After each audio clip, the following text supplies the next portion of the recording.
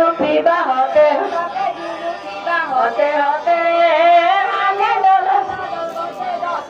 कटा वाला सनम छटा वाला सनम ब्यूटी पार्लर में जाके चकर वाला सनम कटा वाला सन और बीबी कहली कटा वाला सनम छटा वाला सन ब्यूटी पार्लर में चकर वाला सनम अरे सरवा के जुल्फी सरवा के मोचिया होते होते हवा में डोला तारे गोते गोते सरवा के मोचिया होते होते सके मोचिया होते होते हवा में उड़ा तारे गोते गोते